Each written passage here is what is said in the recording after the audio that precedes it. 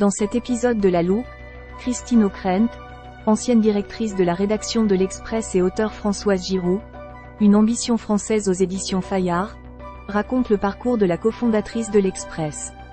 L'équipe, Charlotte Baruch, présentation, Mathias Pinguilly, production, et Jules Crotte, réalisation.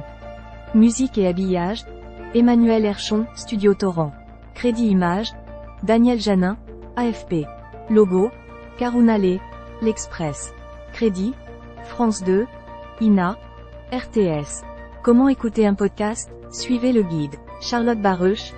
Pour les 70 ans de l'Express, toute la rédaction s'est replongée dans les archives du journal où nous avons trouvé de nombreuses photographies de ses fondateurs, Jean-Jacques Servan-Schreiber et Françoise Giroux. À chaque fois, la scénographie est la même, les deux journalistes sont penchés sur leur ouvrage, concentrés.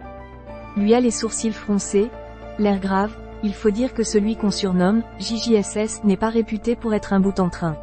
Parfois, il esquisse un léger sourire, un peu enjôleur. À ses côtés, Françoise Giroux semble joviale, charmeuse, très apprêtée dans ses tailleurs de grande facture. Sur chacune de ses photos, un grand sourire lui barre le visage. Ces images témoignent du premier âge d'or de l'Express, dans les années 60.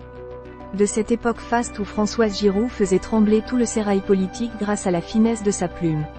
Catherine Ney, Françoise, elle en imposait. C'était la patronne qui était, comme je l'ai dit, admirée, crainte, reconnue. Et alors, le lundi, quand sortait l'Express, les députés se précipitaient pour acheter le journal et pour voir elle parlait d'eux dans sa « chandelle ». D'ailleurs, ceux dont elle parlait étaient souvent vexés parce qu'elle les égratignait, mais les plus énervés étaient ceux dont elle ne parlait jamais. C'était un honneur, presque, d'avoir été égratignée par Françoise Giroux. Charlotte Baruch. Ces paroles nous ont été confiées par Catherine Ney, lors de la réalisation de notre série événement à l'occasion du 70e anniversaire de l'Express. Pour continuer les célébrations, nous avons décidé de dédier un double épisode à ses fondateurs. Après Jean-Jacques Servan-Schreiber hier, place à celle qui a façonné plusieurs générations de journalistes. Chapitre 2. Françoise Giroux, l'école du journalisme.